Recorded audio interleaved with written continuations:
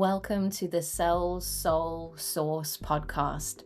This is for service-based women who are unavailable for burnout, ready to consistently sell their life's work and create more money in a business that supports your body, your family, and your divine purpose. I'm an Akashic Records mentor, and I help you serve from capacity and sell from your sovereignty by rewriting what your body believes about power, receiving, money, and being seen, so you can become a prosperous woman, rich in time, energy, magic, and money. Hello, everybody, and welcome back to the podcast. In today's episode, I have the beautiful guest, Jenny Suneson, and she helps mom entrepreneurs build sustainable businesses in 20 hours or less using podcasting as their main visibility strategy. She teaches moms how to grow without burnout, social media dependency, or big teams. Jenny, that sounds incredible straight off the bat. Welcome to the show. Yeah, thanks for having me. I'm really excited to be here and talk about podcasting and also incorporating it into a 20-hour work week. So why don't you tell us how you managed to do that, first of all? Tell us where you were. I'm guessing you have experience with burnout. I'm guessing you have experience with social media dependency. How paint the picture of where you were and how you got to this unicorn of 20-hour weeks for us. Yeah, well, it obviously hasn't always been this way. As we were talking before the interview began, I have been in business nearly 10 years now. This summer marks 10 years. And I didn't have kids going into business, so I could work whenever the heck I wanted. You know, I was married, but I didn't have any other thing else other than my pet and my husband. And my husband was in grad school, and I was in grad school, and I had a full-time job. He had a full-time job. So like when we weren't working or in school, we were kind of doing our own thing.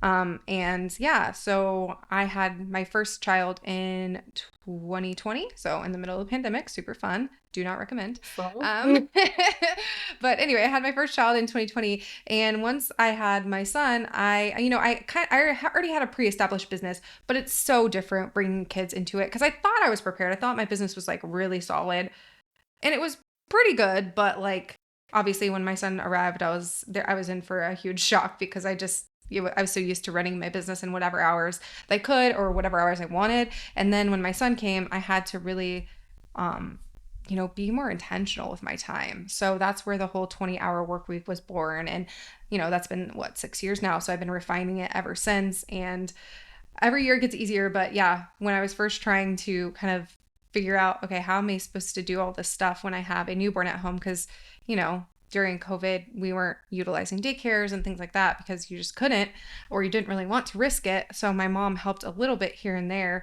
But most of the time I was on my own and I was dependent on nap time and nighttime. So it was definitely a grind. Now I'm, 6 years in, I have my son's in, elementary school, and then obviously not right now because it's summer, but and my daughter's in daycare, so I have a little more breathing room in my business, but I still commit to a 20-hour work week because there's more than just business stuff that needs to get done. There's house stuff, there's stuff with the kids, there's all kinds of stuff. So I still commit to that 20-hour work week, and that includes, really trying to unplug on the weekends and, at night, if I do want to work, it's on my own stuff. I'm not working on anything client facing. So those are my boundaries that I set for myself so that I don't go overboard, because I got to a point where I just wasn't taking care of myself. I was like, it was business, child, my house, and then there was zero left for me.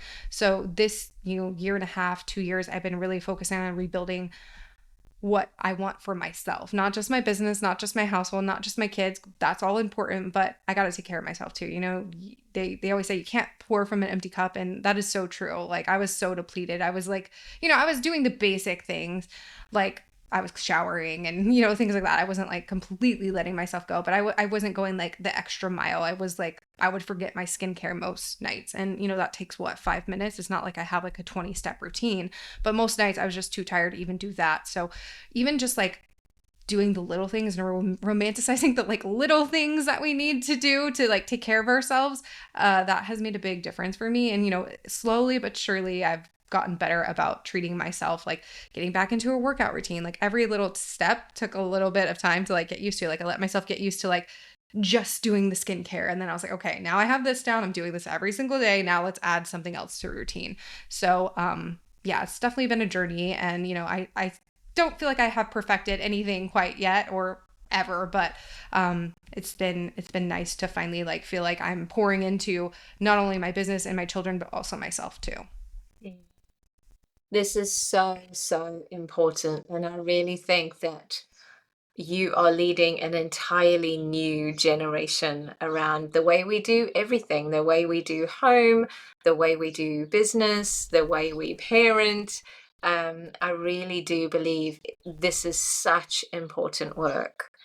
Tell us some of the beginning iterations of, okay, I'm going to build a little bit of structure here. I'm going to work fewer hours. What were some of the early iterations that maybe didn't work as well? And then some of the later ones where you started thinking, okay, I'm onto something here. This is doable. Yeah, that's a great question. So like when I first started, obviously like I was aspiring to have a 20-hour work week. Was that always the case? No.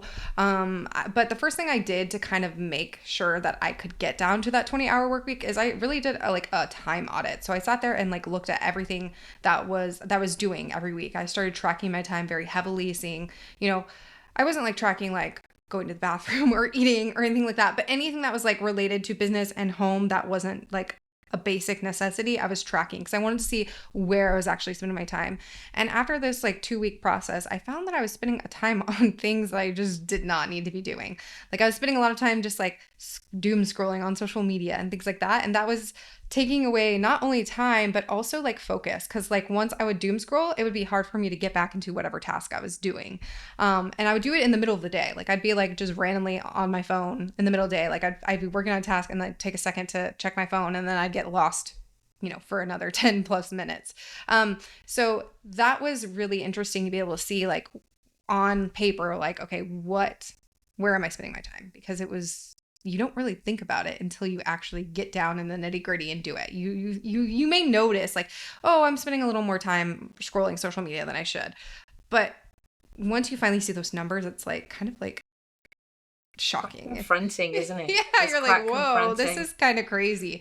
So I did that time audit. I saw where like my time was leaking, and I became really cognizant of that and really kind of committed to only doing things that were like revenue generating activities. Like sure, there are things that we need to be doing that need to get done, and I did those things too, but like my main focus was on those revenue generating activities because like I found after a time at it, I was spending like maybe 50% of time on revenue generating activities, and the other 50% of the time was like random. So was it playing on Canva? Yeah, little things like that, like playing on Canva, like updating my website, like scrolling on social media, and like those things feel like they're productive in the moment because you're like, oh, I need to update these graphics. Oh, I need to do this. It feels productive, but it's really just procrastination and a fancy outfit. And as women who are resourceful, we are efficient, we are ambitious, our procrastination habits are very sophisticated. They're very sophisticated, and it takes a real self-awareness and a radical honesty to notice them and go, okay, I notice what I'm doing here. Clever, but I'm gonna redirect. Yeah, you have to like rein it in, and it can be hard because in the moment it feels like, oh yeah, I need to do this, but then you look back and you're like, okay, that didn't really do anything for me. Like, cool, now my website is updated, but like, is that really gonna bring me a new client, or is that really gonna get me a new sale? Maybe in the future, but it's not really measurable at this moment in time. So just getting all those things on my plate that were like productive procrastination methods was really, really a big deal to getting down to that 20-hour work week because a lot of those things I just did not need to be doing. And sure, they might have helped in like, 6 months from now, but in that moment they were not helping me at all.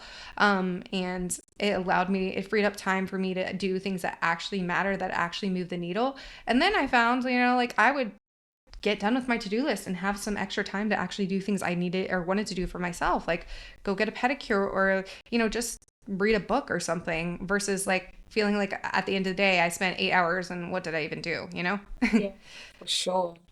So then you kept refining and Mhm. eventually landed in this place where, you're down to the 20-hour weeks, there or thereabouts mostly.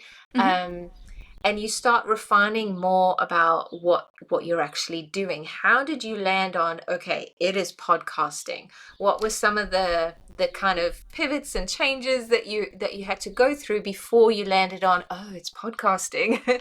Yeah, so I've had a podcast since 2018. So it has been a kind of a staple in my business. Was I always using it strategically? No. I mean, I didn't really know when I first started my podcast. It was fun to interview people, but I didn't really have like a full strategy behind it. It wasn't like fully aligned with my business. Sure, it was a business podcast, but it wasn't like every episode was leading back to something within my own business. It was just kind of like, here's this fun thing that I'm doing. I'm meeting people, I'm collaborating with people. It's great, but it's not really bringing in money. And once I kind of honed in on that and figured out, like, okay, now I can actually use this hand in hand with my business as an asset versus just like something kind of operating like in a silo. Yeah, it has been incredible since then. I mean, like I said, 2018, so what, 8 years I've been running a podcast, and it's had several different iterations. Like when I first started it, it was a podcast where I had a couple solo episodes, but I mostly interviewed guests about their businesses, about their expertise, different areas like social media, branding, all kinds of areas. And then from there, I refined it to be when I switched to podcasting, the niche of podcasting in late 2018, early 2019, I rebranded it to be for podcasters, a podcast about podcasting. And that was it for a really long time. It was called Savvy Podcasting for Entrepreneurs. So it was just for entrepreneurs, which is a big group of people because it could be male, it could be female, even though my branding was like more female oriented. It was pink and stuff like that. And so that was from like 2019 until I want to say like 2023. Yeah, no, 2024. So that was that branding. So it was that branding for a really long time, but it was still a podcast about podcasting. And that's when I really started taking it seriously. But then when I decided to niche down to working with moms about a year and a half ago, I changed it to one more time to be called Podcasting for Moms. So still about podcasting, but for an even more niche group of people. And that's when I really started like teaching people about the 20-hour work week and podcasting in part-time hours instead of just like, have a podcast. It's a great content asset. So I really started leaning into that kind of messaging. And since then, I feel like is when it's really become a great marketing tool for me, not just like something operating in, on its own. I feel like it really works hand in hand with my business. And I've been able to see more clients from it, more people coming into my world, not just like random people that are like, oh, I really like the show, but like they don't take any other action. Because I feel like a lot of podcasters end up in that area. Like people really like the show, they reach out to you, they say, I love your content, but they don't ever take the next step to work with you. Yeah. Yeah, it's so funny to hear you say, I was however many years into my podcast and I decided to take it seriously. It is the truth. You Yeah. know, whether it's podcasting or your business or visibility or impact or income, there's always the next thing, the next level, the next iteration. So no matter how many, I don't know, followers you've got, there is a moment where you go, right, now I want more. Now I want a bigger impact. Right. Now I'm gonna get more refined about this. You get more and more specific. It's just, I just wanted to pick up on that because Mhm. people just think you go into it and know what you're doing. But Yeah. those Yeah. beginning years, it's practice. You're Uh-huh. learning an Uh-huh. entirely new skill. So Exactly. you've kind of touched on this already, but many podcasters create content consistently, Mhm. but they actually don't see those results in their business. Mhm. What do Mhm. you think separates a podcast that's just churning out episodes Mhm. from one that is actually functioning as a marketing channel in their business Yeah. like yours now is? Yeah. And like I just said, I was pretty much there myself for a really long time. I mean, I loved my podcast. It was my favorite platform that I was using because I mean, I was using other things. I was on Instagram, I was on all kinds of platforms. But when I really decided to go like podcast first marketing, that's when things changed for me. Because now, I mean, I'm not on Instagram for the most part. I have my podcast, I have my email list, and then I focus on collaborations. So like events and things like that. Those are like my kind of levers. And then I also guest on podcasts, but I feel like that kind of goes in the podcasting bucket. So those are my three different levers for audience growth. And before I was on social media, I was spending hours and hours on Instagram. So I feel like once you kind of decide to take it seriously, or you like go all in on podcasting as your main channel, a couple things have to happen. You really need to get a solid listener journey down. A lot of people do not have that. They have their podcast, they interview people, or they have solo episodes, or both. They have a hybrid format. However, whenever they're doing these episodes, they're not tying it back to what they're doing in their actual business. Their podcast is about one thing, whereas their social media, their email, all their other content is about something completely different. And then they go to launch these new products or these new cohorts of their programs or one-on-one offers.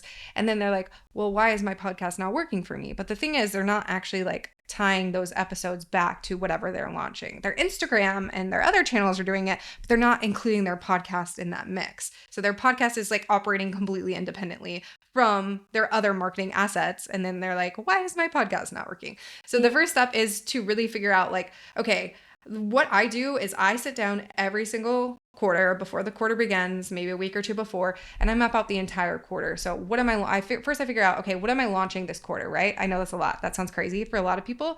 But it's not that hard. I mean, it takes a little bit of work up to it, but I look and see, okay, what am I going to be launching this quarter? So Q3 is starting tomorrow as we're recording this. So I already have Q3 all planned. I don't have it all recorded, but I have it all planned. I do have all of July recorded. But so I sit down, I look at what I'm launching, and that's the first thing. So whatever program I'm launching, all of my episodes that are solo, I mean, I don't have guests, but if I did, all of my episodes that are solo are leading up to whatever I'm launching. So it's like seeding to that offer. So it's like, this is what you need to know before you invest in this program. And not directly, I'm not saying this is what you need to know before you invest in XYZ program, but everything kind of seeds to whatever that offer is in my business. So it all ties back together. And that makes it so much easier for me to plan the podcast content. Because before I was like, my podcast was talking about something, my Instagram was talking about something else, my email was talking about a completely different thing. And I feel like that makes it so much harder to tie everything together because you're just talking about random things on every channel. And I feel like people find that interesting and fun because they're like, ooh, I don't have to talk about the same thing everywhere. It's more exciting for me. And it probably is, right? But when you're talking about the same thing on all your channels and all your channels are communicating together, that makes it easier on you, easier for your audience to know what you're selling. Because if you're selling one thing on Instagram and a completely different thing on your podcast or your email, people are going to get confused. They're like, why is she selling like 10 different items to me? Like, completely different things. They don't really tie together. Like why, like it's so much easier to just be consistent with your messaging, consistent with like the type of content you're doing and like whatever you're selling at the time. It should all go together. And I feel like people just don't think about their podcast in that way. They're like, oh, I have this podcast. It's great. It's a great way to like collaborate. It's a great way to meet new people, but they don't think about it as like strategic use in their business because they haven't really like thought that far into it. They know it's important and they know it's a fun channel to use and they know it's a cool channel to use, but they just don't think about it in that way. Like, oh, I can actually get clients and customers from my podcast directly. Oh, it took me the longest time to figure out content stacking, where I would, like you say, well, the way I started was I would do the podcast, decide what that script was, and then I'd pick content from that. So I was always talking about the same kind of thing. But I'm just interested, do you know your human design? I'm just interested that you can plan so far ahead. You know, I feel like I do know it, but I always forget because I like know my kids too. And then I'm like, I'm pretty sure I'm the same as my son. Which one am I? Yeah, I know. I always forget. I think I'm a projector. Let me double check though. Interesting. Well, while you check, I'll just say I'm I'm a generator. I'm a generator. Okay. Okay. Yeah. Okay. So that kind of fits for me because I'm not super on human design, but I Hmm. feel like generators are really quite structural. They do like a bit of structure, Hmm. whereas I'm a Manny Gen. So unless Mm. I've got 10 things going on at the same time, I don't feel comfortable. Um, Yeah. I'm a very in the moment kind of person. So I was doing what you were saying. I was like, I want to talk about this now, and this is coming through now, and this is where my energy is right now. So it And I was feel very like a lot of people scattered. are like that. I feel like a lot of people Mm, are like that. And I think that's okay for like a season. But if you really want to make your podcast actually like tie yeah, it back with everything yeah, else, it's hard yeah, to be like that. yeah. And even as a Manny Gen, from the front end, you will see that my social media is consistent. Hmm. I'm a Manny Jen. I am anything but consistent, but there are ways that you can Yeah. still do this. Like Yeah. your podcast, you can content stack with your script, for example, into all your other content, into all Hmm. your other channels. So it is possible to Yeah. still do it, even though my energy is all over the place. So Yeah. so Yeah. that was one of my little journeys as well. I was very scattered, and it actually, like you say, it is so much easier on my body, it is so much Hmm. easier on my brain, so much easier on my clients, my audience, Hmm. to just have everything a little bit more coherent, a little bit more streamlined, a little bit more Yeah. organized. Yeah, flying by the seat So of your pants can be hard. Like, because then you get some weeks you don't feel inspired at all, and then you're like, well, mm, then I missed the episode or something, and that's not great yeah, either. So, yeah, for sure, for sure. So you kind of mentioned it just now, but can you walk us through some of the ways a podcast can support your customer's journey from mm, someone like finding you, listening to you, hmm, discovering you for the first time, to then becoming a paying client? So instead of yeah. going, oh, I love your content, to actually becoming a customer. Yeah, so that listener journey that we just kind of spoke about, like actually having your episodes kind of relate to your offers. And like you're not like most people are not going to be able to have a couple podcast episodes and then at the end pitch a, you know, high ticket offer. That's kind of a hard sell. So usually what I recommend is either having some sort of like free offer that gets them to your email list or something like low ticket like 2747. That's a low lift offer that gets them to your world, but they have a little more skin in the game than a free offer. But the thing is to get them like keep them, you can keep them as a listener. Like that doesn't mean like if they purchase something for you or they join your email list they're never going to listen to your show again, but you want to get them to a place where you can actually like see them. With your podcast, as I'm sure you know, as a host yourself, you don't really get that much data about your listeners. You can see where people are listening from, like in terms of country and like kind of a little bit about their demographics, but like you can't see that it's Jenny from Houston, Texas listening to your podcast, unfortunately. um so you kind of have to be creative with the way that you get them into your world, but you really have to get them into another part of your world. And like that's not to say that the podcast is only top of funnel, because I feel like it can be the middle part too, but it is a really great top of funnel area. So people are discovering you, they learn more, they're like, oh cool, she sounds great, I want to like be in her world more, and they get on your email list, you nurture them, they purchase. Or they purchase like a low ticket offer from your show, and then then they're on your list, and then you continue nurturing them. But I think just getting them deeper into your community is important, because otherwise you're just not going to know who's tuning in. They may be there for like 2 years listening. I mean, in the past, I've had people that I end up hopping on a call with like maybe 2 years after they started listening. And I don't even know that. I get on the call with them and they're like, oh, I've been listening to your show for 2 years. Like, I love it. I listen to it every week. I'm like, girl, where have you been? Why haven't you told me Yeah. this? Like, not every podcast listener is going to like physically tell you like when they love your Mm, content. Some people are just mm, more passive. So getting them to a place where you can actually see who they are, and if they reply to your email, it's much easier for you to respond, versus like with podcasting, like if they don't join any sort of community, the only thing they can do is leave you a review, and you can even respond yeah. back to that within like that platform. You would have to Yeah. verbally respond to the podcast. So just kind of getting them deeper into your funnel, and so that you can continue nurturing them. And like I said, it's not to say that your podcast can't continue nurturing them, because I feel like with a podcast, you can have content for newbies that have never discovered you before, and then you can have content kind of mixed in that is for people who have been listeners for a while. It's not going to be the discovery content, but it's still going to be content that, that will help the people who are just discovering you, but it's not going to be the first episode that you want them to land on, because they'd be like, wait, what is she talking about? So. Well, just on that subject, this is me personally picking your brains now. Of course. How do you, so on social media, for example, we are told about pillars, and you want to have some kind of authority stuff, and you want to have some kind of like credibility stuff. When it comes to you scheduling your podcast and planning your podcast for the quarter, you know the offer that you're generally driving traffic to.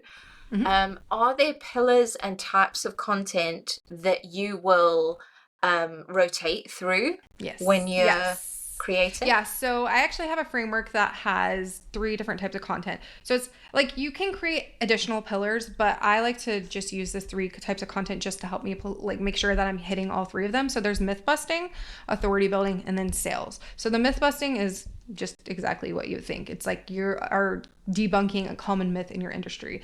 And this should be like 45% of your episodes for each month. And then we have authority building. So that's just typical like teaching type episodes that are more like descriptive, things like that. That's going to be about 50% of your content. And then the other 5% is sales.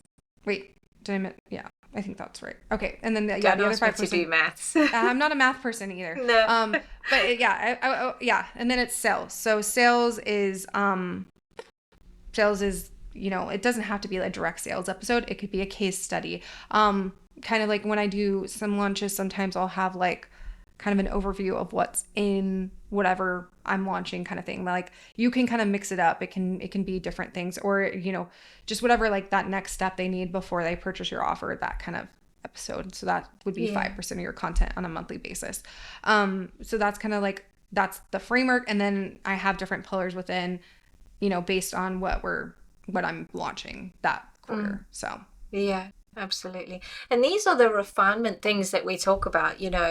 When you start, you're just like, grab a mic. Can I actually speak into a microphone for that length of time? Yeah, you're not going to start out like this, right? You're not going to and a lot of people do want to especially now in this age of so much information overload, people are like, I want to start a podcast today and I want to get 1 million downloads by tomorrow. I mean, that's being a little dramatic, but I feel like people really have these crazy expectations. And my first suggestion for people, I'm like, you need to get comfortable behind the mic first. Like, you can't be like, wanting to have this insane success by day 3. Like, you need to get comfortable behind the mic. Your first episode is going to be not as strong as your 10th episode. Your 10th episode's not going to be as strong as your 20th episode. Like, it's a learning thing, especially if you've never done it before. And, if you guest on a podcast, that helps because you have a little more, you're a little more comfortable behind the mic, but it's so different to host your own show than to be interviewed too. So. Yeah, absolutely. I think when you guest on somebody else's podcast, they're probably a little bit more experienced, and it's in their best interest to show you in your best light. Yes, exactly. So exactly. they're never going to try and trip you up. And they're the ones handling the conversation and the direction and the questions and everything. So I think that's a pretty kind of safe place for people to start. Yeah, it's a great place to get your feet wet for sure. Out of interest, what was the reason that you started your podcast that first day when you sat behind a microphone going, okay, I might not even publish this, but I'm going to record it? What was the thing behind that for you? That's a good question. It feels like so long ago. I mean, there's multiple reasons. I mean, one of the reasons I was during my short stint in corporate, about 1.5 years, I was commuting to work and listening to a lot of business podcasts on the way to work because I was just starting my business. I was learning about it. I was like, oh, this is really cool. I think I want to do this someday. And I am super introverted. So that was never a path I would have expected myself to go down because I was like, what? Talking behind a mic? That's scary. No, thank you. But I started listening to all these business podcasts and I was learning from them and I was like, oh wow, this is a great way to learn. And I knew for a fact, at least at the time, I was like, I don't want to be on video. Video is not for me. I'm more comfortable with it now, but back then I was just like, audio is a stretch enough for me at this point. And I know it's a great connection. And I started blogging like way before then. I had like a lifestyle blog. Like I started in like 2014, I believe. So I had been blogging for a couple years just for fun. And I liked that medium, but I knew it wasn't as personal as voice. So I feel like it's like the hierarchy is like blogging, and then podcasting. It's a little more challenging, a little more intimate.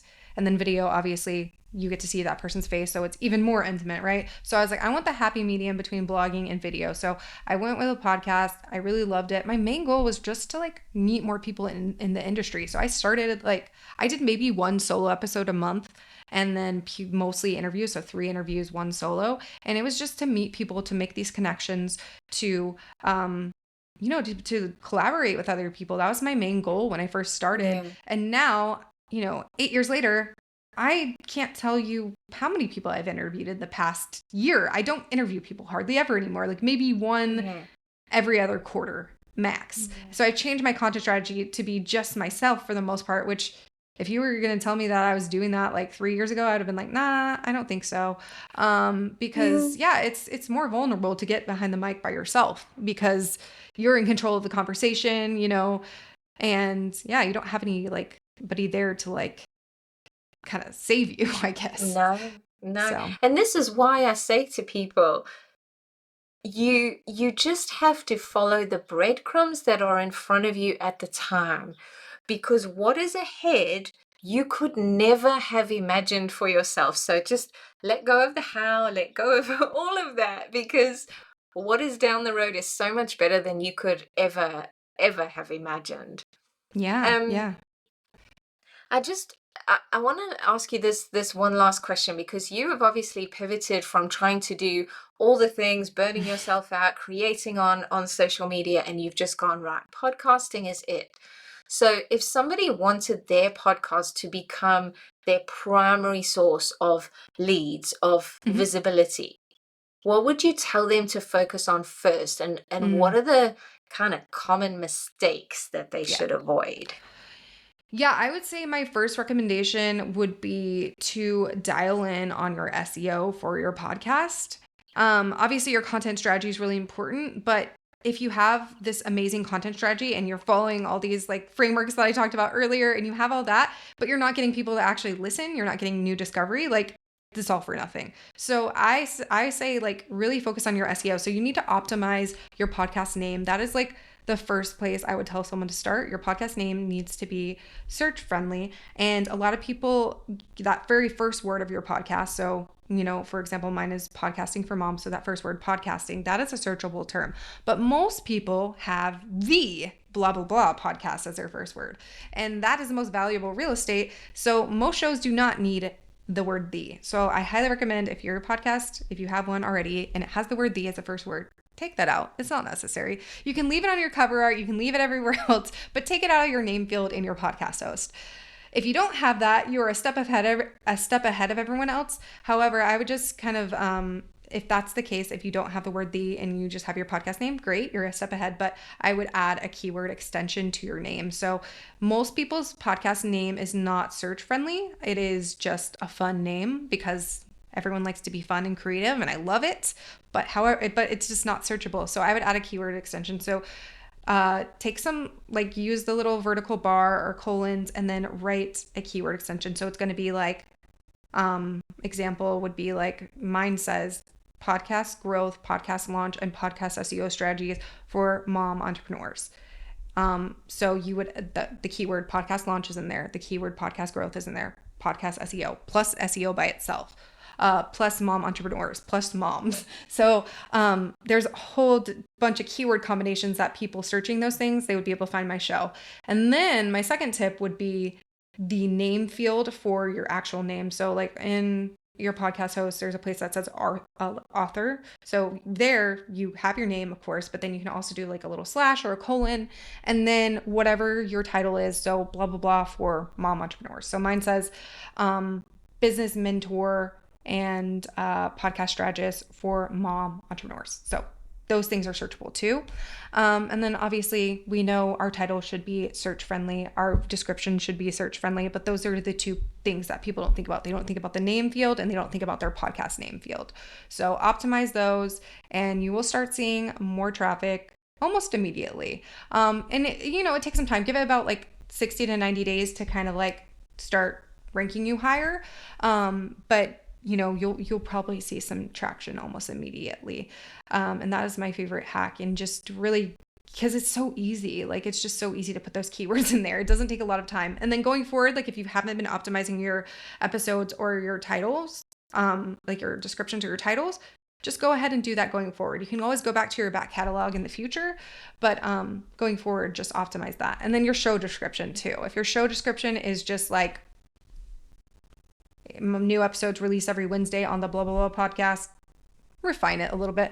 Make sure you add keywords in there. Another hack for the show description that I like to say is I have a section on all of mine and my clients that say, in this podcast, we answer questions such as, and then I put questions that people are Googling about my topic. So for my podcast about podcasting, it's like we answer in this podcast, I answer questions such as, how do I grow a podcast without social media? How do I launch a podcast? How do I run my podcast in part-time hours? All those things that people are likely searching for, I put it in there. So my show is more likely to come up based on that. And then I have keywords littered throughout the paragraphs as well. So those are just a couple quick things to do, but SEO is a really easy lever to pull that a lot of people don't think about. They think, oh, I'm just going to guest on other podcasts, and love guesting on other podcasts. It's probably my favorite strategy, but it's not going to bring you as instantaneous results because your show, likely, if you're pitching someone today and even if they say yes, it's not going to air for another several weeks to months. So this is something we can do today that impacts us immediately versus, guesting is great. I love it, but it's not something that's going to help you right at this moment. So. And these are all the little things that will compound. And for me, I'm always looking for the lowest hanging fruit. What are the easiest things that I would can say do? This is a lowest hanging fruit for sure. Yeah. Thank you for sharing that. I will definitely be going off and making changes. I'm gonna take a look at your podcast in a couple of days and see if you made those changes. Yeah, you will. Because those are the things that you just do it once and then it's done, but it compounds and it stacks on top of the next thing and the next thing, until you get, more visible. And those people who are listening then turn into leads and then turn into customers. So this has been so good. You have been so kind with your wisdom and your knowledge and your energy. Thank you so much for coming and sharing this with us. Yeah, thank you for having me. So tell us the name of your podcast and all things such as that, so that people can come and listen to you. Yeah, so if you want to check out my podcast, it is called Podcasting for Moms, and it is available pretty much everywhere you listen to podcasts. It is my favorite place to hang out, as you guys have probably heard over the course of this episode. So if you want to go check it out, go there. And then my website is just podcastingformoms.co, and you can find my socials and anything else you want to find there. So thank you again for coming. I look forward to connecting with you on the next podcast. If this episode resonated, make sure you save it and follow for more conversations on burnout, selling, and becoming the woman who is prosperous in her life and business. I'll see you in the next episode.